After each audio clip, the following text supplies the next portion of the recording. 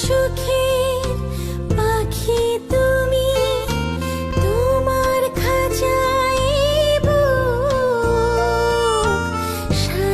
Librarian আসসালামু আলাইকুম, সবাই কেমন আছেন? আশা করতেছি ভালো আছেন। আমিও ভালো আছি আল্লাহর রহমতে। বিয়ের আগে যখন পরিবারের কোনো বিপদ আপদ হতো তখন দেখতাম মুরব্বীরা এই কাজটা করতো, তাই আমিও ভাবলাম আমিও করে ফেলি। আর সবকিছু আয়োজন চলতেছে, যেহেতু আমি বাসায় আজকে একা না, সবাই আছে, তাই সবাই মিলে আমাকে অনেক বেশি হেল্প করতেছে। এদিকে আমি 4 কেজি গরুর মাংস ভিজিয়ে দিলাম। সকালবেলা যখন নামাজ পড়তে উঠছিলাম তখনই মাংসটা ভিজিয়ে রাখছি, আর এখন হচ্ছে মাংসটা জাস্ট ধুয়ে পরিষ্কার করে নিলাম। আর গরুর মাংস যত ধুবেন ততই কিন্তু ব্লাড বের হবে, এটাই কিন্তু নিয়ম। তবে আমার কাছে যতক্ষণ পর্যন্ত ব্লাড না যায় ততক্ষণ পর্যন্ত ধোয়া ছাড়া একদমই ভালো লাগে না, তাই আমি বারবার হচ্ছে গরুর মাংসগুলো পরিষ্কার করে নিতেছিলাম। একদম সাদা ধবধবে হয়ে যাওয়ার পর হচ্ছে যে মাংসটা ধোয়া কমপ্লিট হয়ে গেছে, কিন্তু দেখবেন একটু পরে ব্লাড বের হয়ে আবার লাল হয়ে যাবে। যাই হোক, এই তো মাংসটা ধোয়া শেষ। এখন হচ্ছে পোলাওর চাল নিয়ে নিব। সের পরিমাণ করেই হচ্ছে চালটা নিব। আমি জানি না পরিমাণে কতটুকু হয়, আমার আন্দাজের উপরেই হচ্ছে আমি চালটা নিয়ে নিচ্ছি। এর আয়োজনটা শুধুমাত্র আরিশা আর আয়েশার জন্য। আপনারা তো সবাই কম বেশি জানেন কত বড় বিপদ কাটিয়ে উঠলাম। ভাবলাম এই আয়োজনটা না করলেই নয়।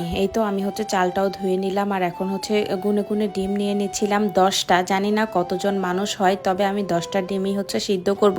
যদি পরবর্তীতে লাগে তাহলে হয়তো আবার করে নিতে পারবো, কিন্তু ডিম নষ্ট হয়ে গেলে মানে সিদ্ধ করে রেখে দিলে পরে কিন্তু আর খেতে ইচ্ছা করে না, তাই ভাবলাম যে নষ্ট না করেই হচ্ছে যতগুলো লাগবে পরবর্তীতে আবার হচ্ছে সিদ্ধ করে নিতে পারবো। এই যে আমি সব কিছু আয়োজন করে নিলাম, আর এখানে ডিম সিদ্ধ করব, তারপর হচ্ছে পোলাও বানাবো, গরুর মাংস রান্না করব, আর সাথে থাকবে একটা স্পেশাল আয়োজন। 15-20 জন মানুষের রান্না করব, ভাবতেই অবাক লাগতেছে। বিয়ের আগে সবসময় আম্মুদেরকে দেখতাম বড় বড় পাতিলে রান্না করতেছে, তখন আম্মুদেরকে বলতাম আম্মু বাবুর্চি ছাড়া কিভাবে এত এত রান্না করো। এখন মনে হয় এটা খুব স্বাভাবিক একটা জিনিস। এই তো সবকিছু গুছিয়ে চলে আসলাম রুমটা গুছিয়ে নেওয়ার জন্য। আসলে এইসব মিলাদের আয়োজন করলে কিন্তু শুধু হুজুররা থাকে না, ঘরের মানুষরাও থাকে, ফ্যামিলির মেহমানরাও কিন্তু থাকে। মেহমানদের জন্য শুধু রান্না বান্না নিয়ে ব্যস্ত থাকলে কিন্তু হয় না, পুরো ঘরটাকেও সুন্দর করে গুছিয়ে রাখতে হয়, কারণ মেহমানরা যখন আসবে তখন ঘর গোছানো না দেখলে কিন্তু তারাও মনে মনে ভাববে এই মানুষটা মনে হয় অগোছানো। জানি না, এটা আমার ওপিনিয়ন থেকে আমি বললাম। একটা নতুন বিছানা চাদর দিয়ে দিলাম, আর আমার রুমে যেহেতু সবসময় এসি চলে তাই সারা বছরই একটা কমফোর্টার লাগেই বললে চলে। আমি এই কমফোর্টার সেটগুলো কিনে থাকি স্ক্রিনে দেওয়া এই পেজ থেকে। আপনারা যারা নিতে চাচ্ছেন ভাইদের পেজ থেকে কিন্তু কিনতে পারেন। এই ডিজাইন ছাড়া অন্যান্য ডিজাইনের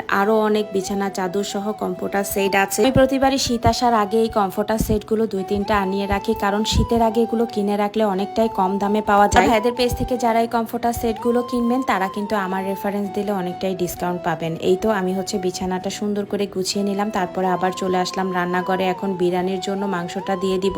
যেহেতু গরুর মাংসের বিরিয়ানি বানাচ্ছি, গরুর মাংসের বিরিয়ানিটা আমি খুব একটা পারি বললেও ভুল হবে, তেমন একটা পারি না, যদিও চেষ্টা করি। যাই হোক, এই তো মাংসটা হচ্ছে দিয়ে দিলাম বিরিয়ানির সাথে, জানি না কেমনটা মজা হয়।